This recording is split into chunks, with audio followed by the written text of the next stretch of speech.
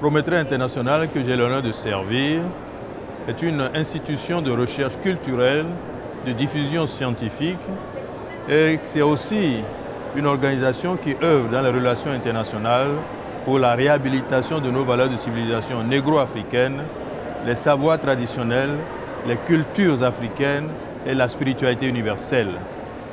Prométra a été créé en 1971, le siège est à Dakar et aujourd'hui Prométra a 27 représentations à travers le monde, dont 19 en Afrique. Prométra œuvre surtout pour la réhabilitation des médecines traditionnelles, les savoirs ancestrales, les savoirs oubliés ou négligés qui peuvent contribuer au développement, mais aussi à apporter au Nord ce que le Nord malheureusement a perdu et qui cherche dans la cendre, appelons ça comme ça. Et quel message ou besoin particulier voudriez-vous faire passer ici, au CIGEF et au-delà? Oui, le message essentiel, c'est qu'il faudrait compter avec les médecines traditionnelles, la santé par les plantes. C'est important dans ce monde où on se rend compte de plus en plus des méfaits des médicaments biochimiques et biosynthétiques. Et pour ce faire, nous avons mis en place un centre expérimental de médecine traditionnelle à Fatick au Sénégal, centre qui est situé à 150 km de Dakar, la capitale. Et ce centre a été ouvert à 450 guérisseurs. Et dans ce centre, il y a une structure conventionnelle avec un médecin, un laboratoire, un biologiste et un technicien de laboratoire. Donc quand le médecin arrive dans ce centre expérimental, il va d'abord dans ces structures conventionnelles pour un diagnostic précis. Une fois où il a le diagnostic précis, son travail s'arrête là parce que les malades qui viennent dans ce centre reçoivent exclusivement des médicaments préparés par les guérisseurs. Alors, ce patient va dans la structure tenue par les guérisseurs. Eh bien, le guérisseur ne veut pas connaître le diagnostic du médecin. Il a lui-même ses méthodes de diagnostic. Eh bien, ce malade qui a une pneumonie, par exemple, eh bien, par le guérisseur, il dira c'est un mauvais vent. Ce qui nous intéresse, avez-vous une solution pour le mauvais vent? Donnez-nous un délai. Pendant que le malade reçoit exclusivement des médicaments donnés par le guérisseur, eh bien, il vient périodiquement dans la structure conventionnelle pour un check-out. Eh bien, à la fin du mois, on peut évaluer si le malade a une guérison totale, une amélioration quantifiable ou alors une stagnation et pourquoi pas une aggravation. Mais nous ne travaillons pas seulement sur les plantes médicinales. Nous avons aussi un message important à donner au niveau du monde par rapport à beaucoup de manières autres de thérapeutique. Il y a une manière qu'on appelle une DEP qui peut être définie comme une ethnopsychiatrie de groupe. C'est un traitement qui se fait par la danse, la transe, le rythme. Et ce qui est important, ce n'est pas une méthode seulement africaine. Il arrive parfois, en 1996 par exemple, Prométra a décidé d'amener aux États-Unis les prêtresses Ndep 4 pour aller soigner les Américains chez eux, blancs ou noirs, même les Amérindiens. Les résultats étaient formidables. Par la danse, le rythme et la transe, en 10 jours, nous avons soigné plus de 600 Américains. Donc c'est pour vous dire que l'Afrique en matière de thérapeutique, en matière de thérapie, en matière de soins et de santé, de bien-être, nous avons énormément à donner au monde. Mais pour donner, il faut aussi être sûr de ce que l'on offre. C'est pourquoi nous interpellons surtout les scientifiques, les chercheurs, à venir avec nous contrôler davantage par des données scientifiques rigoureuses pour qu'on soit sûr que ce que nous voulons offrir au Nord soit bien propre, soit bien sain et soit bien utile, avec pas de toxicité surtout. Donc je pense que nous allons, ce message aussi à apporter, c'est que nous, Africains, c'est vrai que nous avons beaucoup de maladies, mais le sida n'est pas une préoccupation essentielle. Le paludisme n'est pas une préoccupation essentielle. La tuberculose encore moins. Le problème de santé numéro 1 en Afrique, c'est la malnutrition. La malnutrition, à elle seule, tue plus que le sida, le paludisme et la tuberculose ensemble. Et ça, notre problème numéro 1. Or, pour combattre la malnutrition, ce n'est pas grand-chose. Ce qu'on investit pour le sida, eh bien, nous avons à peine besoin du 10e pour régler le problème de malnutrition de manière définitive. Parce que, vous le savez, quand vous combattez la malnutrition, le système immunitaire de l'individu est consolidé. Son système de défense est plus solide et les maladies reculent toutes seules. Mais si, par contre, la malnutrition fragilise et l'élément qui est fragilisé, eh bien, c'est un terrain facile pour toutes sortes de maladies. Donc je pense que l'Afrique a besoin de soutien pour combattre la malnutrition. Et dans cet acte que nous faisons, je pense que nous interpellons les bonnes volontés au niveau de cette organisation et ce réseau extrêmement important. Des bonnes volontés qui savent écouter dans ce monde criard. Des bonnes volontés qui ont des oreilles attentives pour du positif, sans parti pris, sans mettre un peu le bien ou l'argent au devant de la scène. Et je pense que ça, c'est des messages essentiels que notre organisation voulait faire passer à travers cette importante organisation.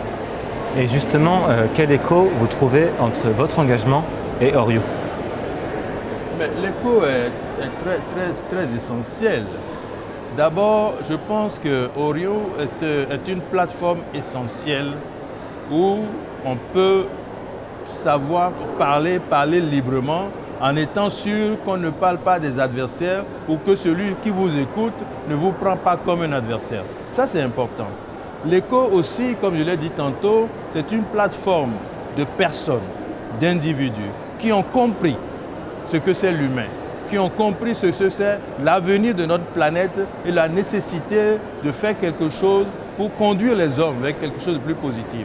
Orion, c'est aussi des bonnes volontés, des scientifiques, des gens qui ont une expérience de plusieurs décennies dans plusieurs domaines pluridisciplinaires et multisectoriels qui peuvent aussi venir nous apporter leur expérience.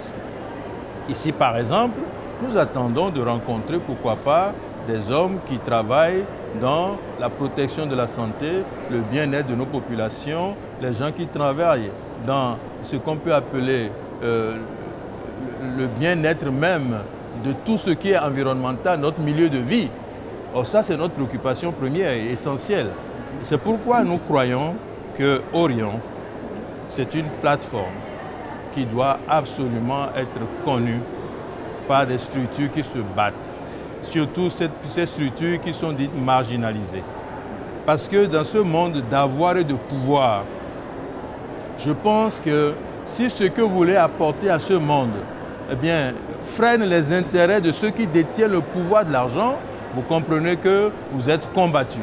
Or, Orion peut être cette plateforme qui peut agir et combattre un peu l'adversaire commun en mettant, n'est-ce pas, comme priorité l'avenir de l'humanité, comme intérêt le bien-être social, comme intérêt la santé de l'humanité.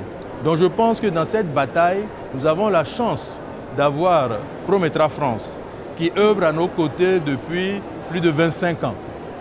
Et j'ai la chance aussi d'avoir la tête de ce maillon précieux de notre organisation, eh bien, une femme dynamique, une femme tellement déterminée et qui se bat à nos côtés, c'est le docteur Claire Dufour-Jaillet.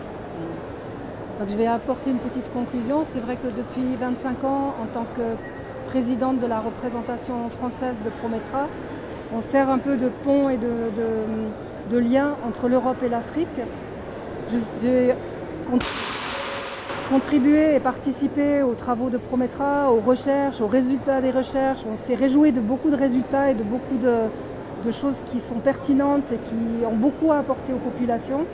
Mais on a aussi été témoin avec beaucoup de regrets de tous les blocages qui se présentent au moment où ces solutions magnifiques qui sont découvertes, ces possibilités extraordinaires de lutter contre la malnutrition ou contre des maladies essentielles graves, il devient impossible de passer à l'étape suivante qui est de simplement mettre en application ces solutions. Et je pense que cette plateforme d'Oriou, ce forum qui est en train de se dérouler, ça peut nous redonner l'espoir qu'il y a un renforcement de réseau à faire, une capacité de diffusion beaucoup plus large pour qu'on soit en capacité de dire on a des solutions intéressantes, non seulement pour l'Afrique, mais pour le reste du monde. qu'on puisse les appliquer, qu'on puisse les faire. Voilà. Et Prometra France est ce petit maillon qui essaye de faire le lien entre ces solutions trouvées dans le cadre de tout ce réseau de guérisseurs et de tradipraticiens et nos possibilités ici de communication, de technologie, voilà, tous ces cerveaux qui sont allés déjà bien en avant sur les solutions alternatives.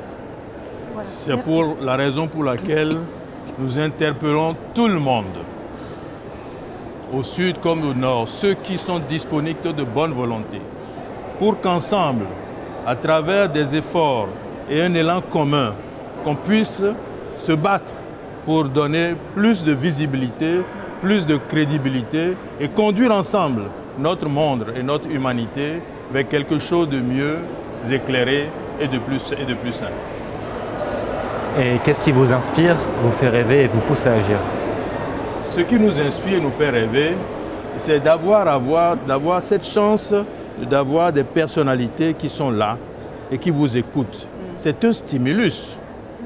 Ce qui nous fait rêver aussi, c'est qu'on se dit, avec tout ce monde derrière, on peut avancer sans trop craindre qu'on soit tapé, qu'on nous tape dessus.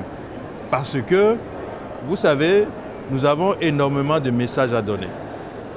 Nous avons énormément de connaissances et de savoir à partager avec le monde.